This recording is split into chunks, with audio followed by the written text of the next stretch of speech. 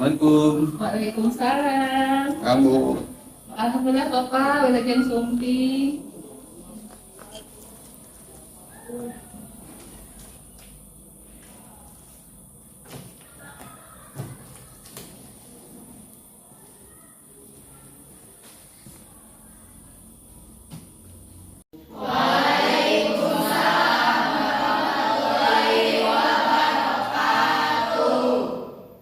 baik. Apa kabar anak-anak sekalian?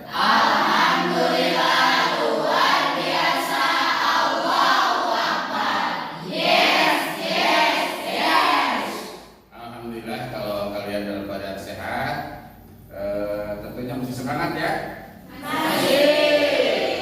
Untuk apa kalian belajar? Untuk menyongsong masa depan yang lebih baik. Ya, untuk yang sedang sakit, untuk teman kita ya. Kemudian, nah setiap akan belajar, tentunya kita harus berdoa karena kita pun sebagai makhluk yang lemah yang senantiasa menginginkan pertolongan dari Allah. Dalam ini semoga diberikan dimudahkan dalam belajarnya. Baik, untuk KM silakan pimpin untuk pimpin doa silakan. Siap, gerak. Sebelum belajar, mari kita berdoa dalam hati. Mulai.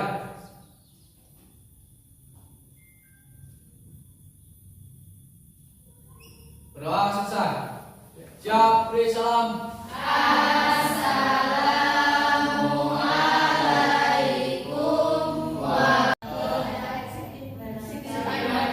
Bapak Lia si yang namanya siapa?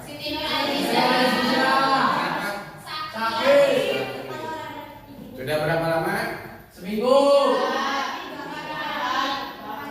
Ya. Udah ada yang bingung?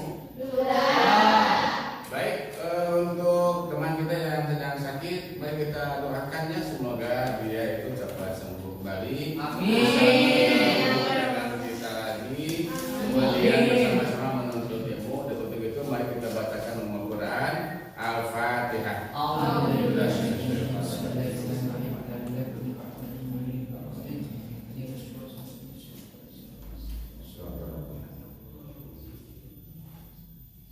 Baik anak-anak sekalian, hari ini kita akan melanjutkan materi yang perlu sampaikan kalau judul babnya di sini adalah santun dan damai dalam berdakwah. Yang pertama yang akan kita bahas adalah tentang khutbah, ya, tentang khutbah. Nah, sebelum lebih lanjut, Bapak akan sampaikan dulu apa itu khutbah. Baik, pengertian khutbah. Khutbah itu berasal dari bahasa Arab, bentuk jamak dan dari kata yang berarti pembicaraan atau berasal dari kata al-khutbah yang berarti perkara yang besar yang diperbincangkan. Sementara pengertian khutbah adalah menyampaikan pesan dengan takwa sesuai perintah Allah Subhanahu wa taala dengan syarat dan rukun tertentu.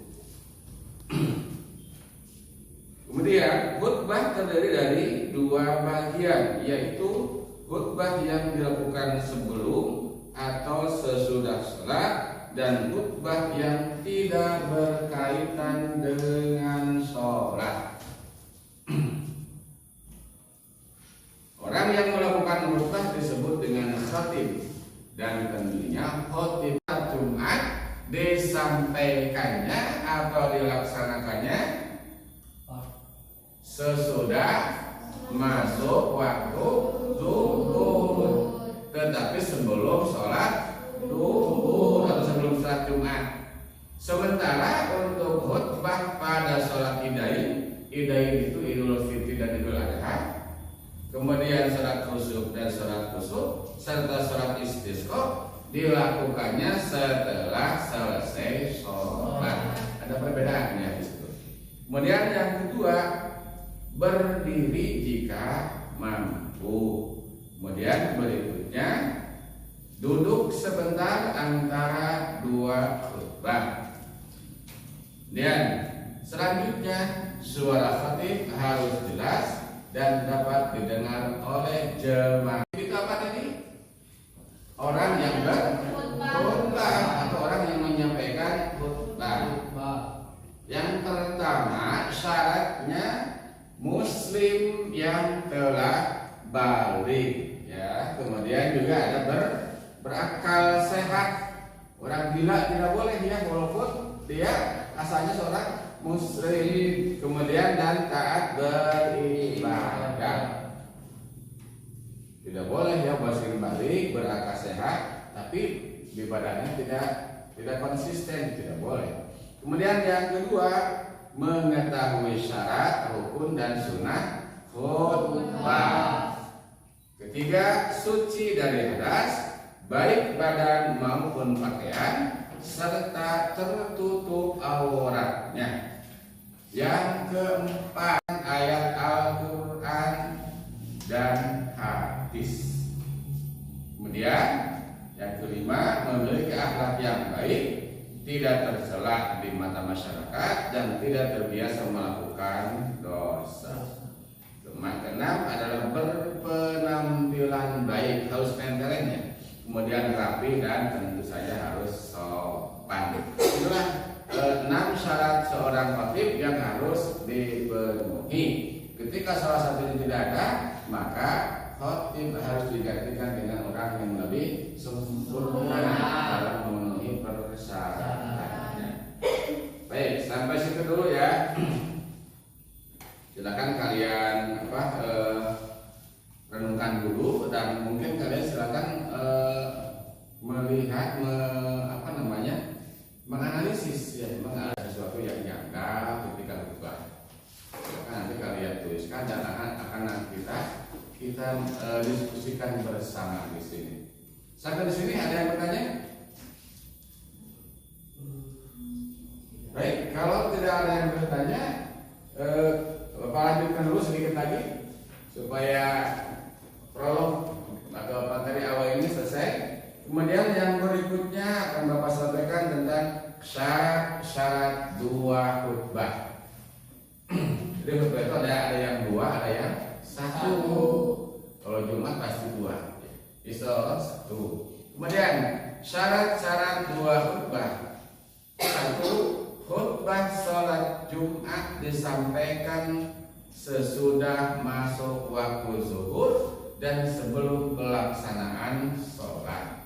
Berkata, Rasulullah Shallallahu Alaihi Wasallam berkhutbah dengan berdiri dan beliau duduk di antara dua khutbah, membaca beberapa ayat Al-Quran dan mengingatkan manusia. Itulah sekilas tentang khutbah. Kemudian berikutnya setelah khutbah kita bahas juga tentang dakwah.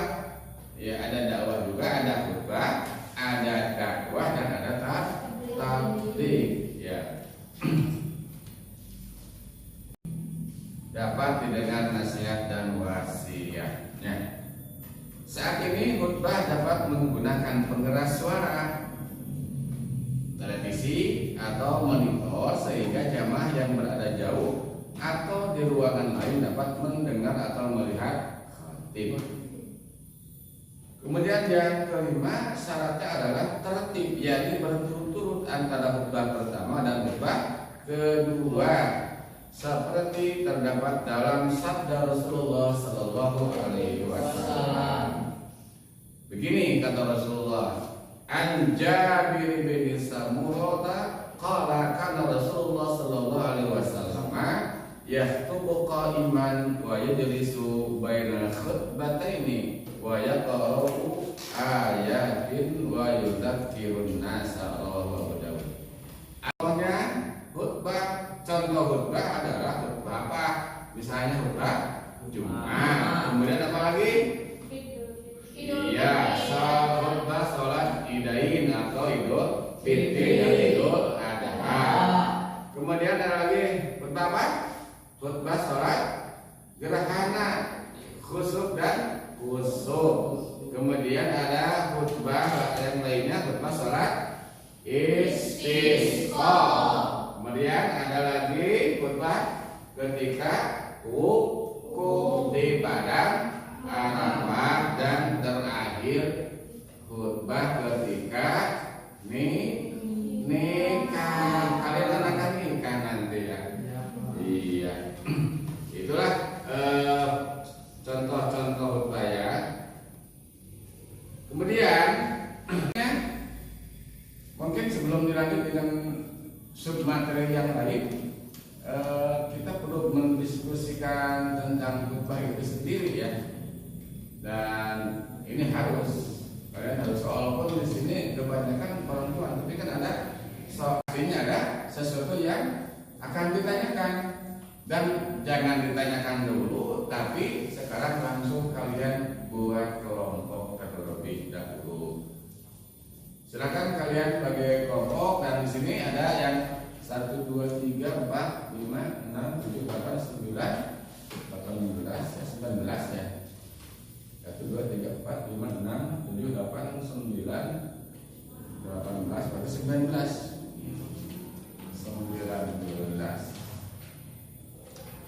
19 dibagi diskusi tentang problematika seputar khutbah dan dakwah juga tabligh. Silakan mulai berdiskusi.